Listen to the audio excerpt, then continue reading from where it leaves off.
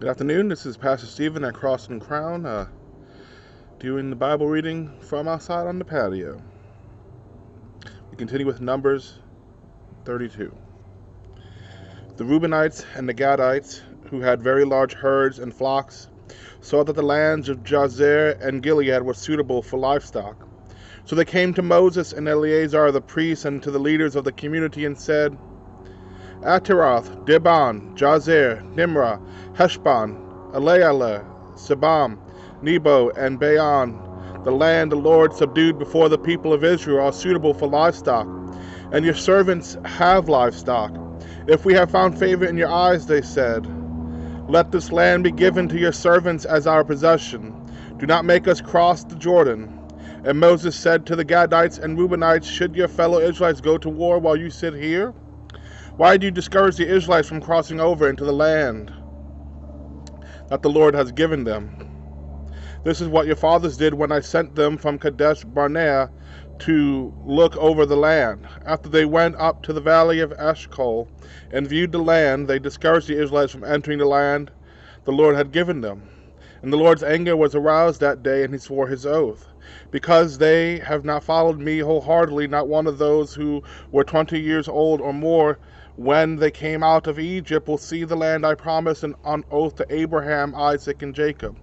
Not one except Caleb, son of Jephunneh the Kenizzite, and Joshua, son of Nun, for they followed the Lord wholeheartedly.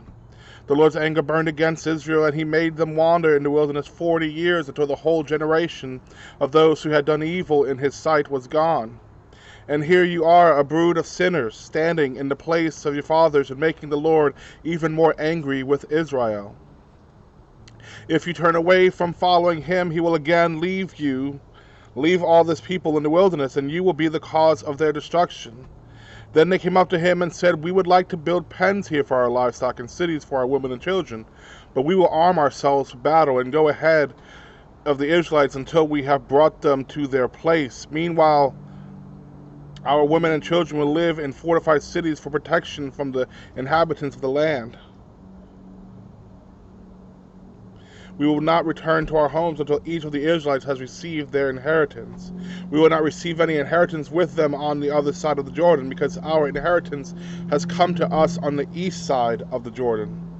Then Moses said to them, if you will do this, if you will arm yourselves before the Lord for battle, and if all of you who are armed cross over the Jordan before the Lord until he has driven his enemies out before him, then when the land is subdued before the Lord, you may return and be free from your obligation to the Lord and to Israel.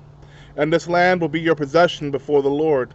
But if you fail to do this, you will be sinning against the Lord, and you may be sure that your sin will find you out. Build cities for your women and children and pens for your flocks, but do what you have promised. The Gadites and Reubenites said to Moses, we, your servants, will do as our Lord commands. Our children and wives, our flocks and herds will remain here in the cities of Gilead, but your servants, every man who is armed for battle, will cross over to fight before the Lord, just as our Lord says. Then Moses gave orders about them to Eleazar the priest and Joshua son of Nun, and to the family heads of the Israelite tribes, and he said to them, if the Gadites and Reubenites, every man armed for battle, cross over the Jordan with you before the Lord, then when the land is subdued before you, you must give them the land of Gilead as their possession. But if they do not cross over with you armed, they must accept their possession with you in Canaan. The Gadites and Reubenites answered, your servants will do what the Lord has said. We will cross over before the Lord into Canaan armed, but the property we inherit will be on this side of the Jordan. Then Moses gave to the Gadites, the Reubenites, and the half-tribe of Manasseh, son of Joseph, the kingdom of Sihon, king of the Amorites, and the kingdom of Og, king of Bashan, the whole land with its cities and the territory around them. The Gadites built upon Dibon, Ataroth, Arer, Atroth Shaphan, Jazer, Jogbehah, Beth Nimrah, and Beth Haran as fortified cities, and built pens for their flocks. And the Reubenites rebuilt Heshbon, Elehaleh, and Kiriathaim, as well as Nebo and Baal Meon. These names were changed. And Sibmah, they gave names to the cities they rebuilt, and the descendants of Machir, son of Manasseh, went to Gilead, captured it, and drove out the Amorites who were there.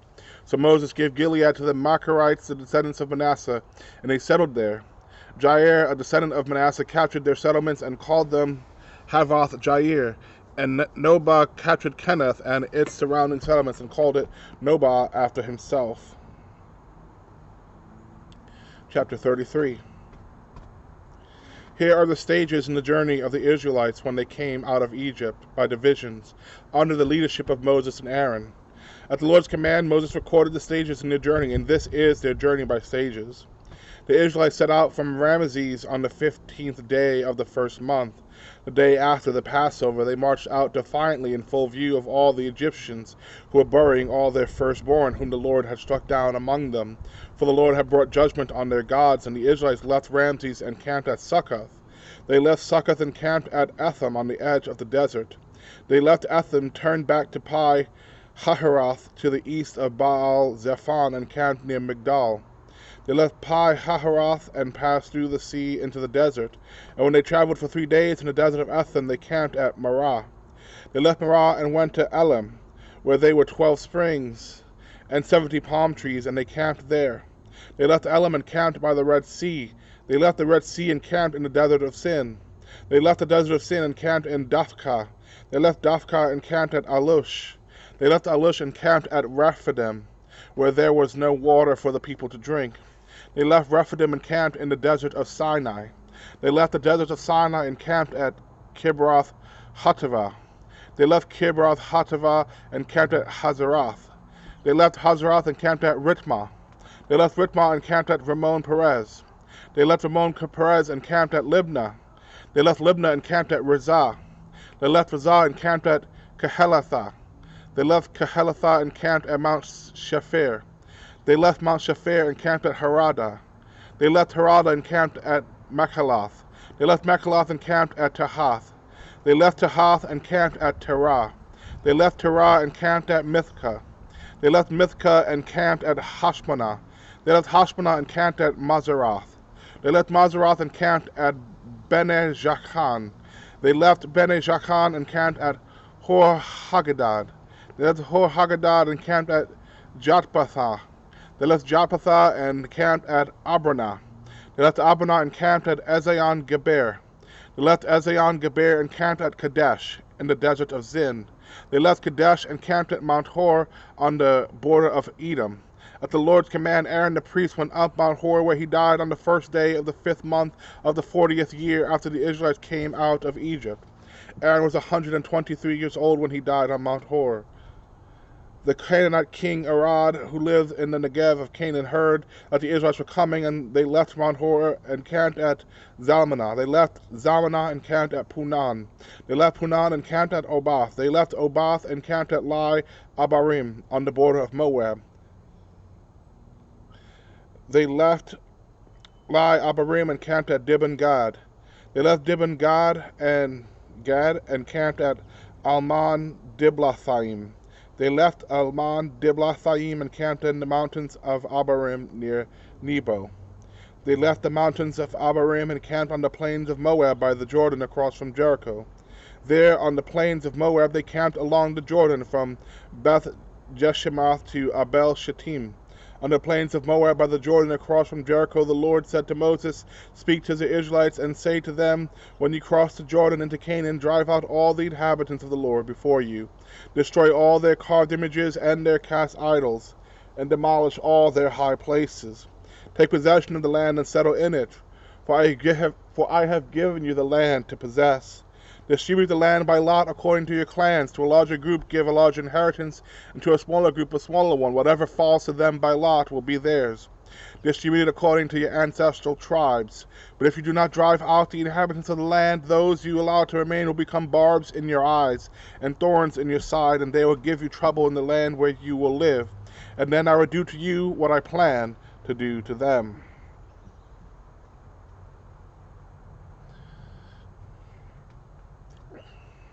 Chapter 34.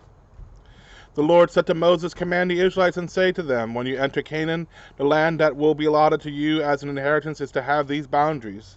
Your southern side will include some of the desert of Zin along the border of Edom. Your southern boundary will start in the east from the southern end of the Dead Sea, cross south of Scorpion Pass, continue on to Zin, and go south of Kadesh Barnea. Then it will go to Hazar Adar and over to Azman, where it will turn, join the Wadi of Egypt, and end at the Mediterranean Sea. Your western boundary will be the east coast of the Mediterranean Sea. This will be your boundary on the west. For your northern boundary, run a line from the Mediterranean Sea to Mount Hor, and from Mount Hor to Lebo Hamath. Then the boundary will go to Zedad, continue to Ziphron, and end at Hazar Anan. This will be your boundary on the north. For your eastern boundary, run a line from Hazar Anan to Shepham. The boundary will go down from Shepham to Riblah on the east side of the Ain, and continue along the slopes east of the Sea of Galilee. Then the boundary will go down along the Jordan and end at the Sea of Galilee. This will be end at the Dead Sea. This will be your land with its boundaries on every side. Moses commanded the Israelites again this land by lot as an inheritance. The land has ordered that it be given to the 9.5 tribes because of the families of the tribe of Reuben, the tribe of Gad, and the half tribe of Manasseh have received their inheritance. These 2.5 tribes have received their inheritance east of the Jordan, across from Jericho toward the sunrise. And so the Lord said to Moses, "These are the names of the men who are to assign the land for you as an inheritance: Eleazar the priest, and Joshua son of Nun, and appoint one leader from each tribe to help assign the land." And these are their names: Caleb son of Jephunneh from the tribe of Judah, Shemuel son of Ammihud from the tribe of Simeon, Elidad son of Kislon from the tribe of Benjamin, Bukai son of Jogli, the leader from the tribe of Dan, Haniel son of Ephod, the leader from the tribe of Manasseh son of Joseph, Kemuel son of Shiftan, the leader from the tribe of Ephraim son of Joseph, Elizaphan son of Parnach, the leader from the tribe of Zebulun, Paltiel son of Azan, the leader from the tribe of Issachar, Ahihud son of Shelomai, the leader from the tribe of Asher, Pedahel son of Ammihud, the leader from the tribe of Naphtali. These are the men the Lord commanded to assign the inheritance to the Israelites in the land of Canaan. Numbers 35. On the plains of Moab by the Jordan across from Jericho, the Lord said to Moses, "Command the Israelites to give the Levites towns to live in from the inheritance the Israelites will possess, and give them pasture lands around the towns. Then they will have towns to live in, and pasture lands for the cattle they own and all their other animals. The pasture lands around the towns that you give the Levites will extend 1,000 cubits from the town wall. Outside of the town, the measure the 2,000 cubits. On the east side, 2,000. On the south side, 2,000 on the west, and 2,000 on the north. With the town in the center, they will have this area as pasture land for the towns. 6 of the towns you give the Levites will be cities of refuge, to which a person who has killed someone may flee. In addition, give them 42 other towns. In all, you must give the Levites 48 towns, together with their pasture lands. The towns you give the Levites from the land and the Israelites possess are to be given in proportion to the inheritance of each tribe. Take many towns from a tribe that has many, but few from one that has few. Then the Lord said to Moses, "Speak to the Israelites and say to them, when you cross the Jordan into Canaan, select some towns to be your cities of refuge, to which a person who has killed someone accidentally may flee. They will be places of refuge from the avenger, so that anyone accused of murder may not die before they stand trial before the assembly. These 6 towns you give will be your cities of refuge. Give 3 on this side of the Jordan, and 3 in Canaan as cities of refuge. These 6 towns will be a place of refuge for Israelites and for foreigners residing among them, so that anyone who has killed another accidentally can flee there. If anyone strikes someone a fatal blow with an iron object, that person is a murderer. The murderer is to be put to death. Or if anyone is holding a stone and strikes someone a fatal blow with it, that person is a murderer. The murderer is to be put to death. Or if anyone is holding a wooden object and strikes someone a fatal blow with it, that person is a murderer. The murderer is to be put to death. The avenger of blood shall put the murderer to death. When the avenger comes upon the murderer, the avenger shall put the murderer to death. If anyone with malice aforethought shoves another or throws something at them intentionally so that they die, or if out of enmity one person hits another with their fist so that the other dies, that person is to be put to death. That person is a murderer. The avenger of blood shall put the murderer to death when they meet. But if without enmity someone suddenly pushes another or throws something at them unintentionally or without seeing them, drops on them a heavy stone having to kill them and they die, then since that other person was not an enemy and no harm was intended, the assembly must judge between the accused and the avenger of blood according to these regulations. The assembly must protect the one accused of murder from the avenger of blood and send the accused back to the city of refuge to which they fled. The accused must stay there until the death of the high priest, who was anointed with the holy oil. But if the accused ever goes outside the limits of the city of refuge to which they fled, and the avenger of blood finds him outside the city, the avenger of blood may kill the accused without being guilty of murder. The accused must stay in the city of refuge until the death of the high priest. Only after the death of the high priest may they return to their own property. This is to have the force of law for you throughout the generations to come, wherever you live. Anyone who kills a person is to be put to death as a murderer only on the testimony of witnesses. But no one is to be put to death on the testimony of only one witness. Do not accept a ransom for the life of a murderer who deserves to die. They are to be put to death. Do not accept a ransom for anyone who has fled to a city of refuge, and so allow them to go back and live on their own land before the death of the high priest. Do not pollute the land where you are. Bloodshed pollutes the land, and atonement cannot be made for the land on which blood has been shed, except by the blood of the one who shed it. Do not defile the land where you live and where I dwell, for I, the Lord, dwell among the Israelites.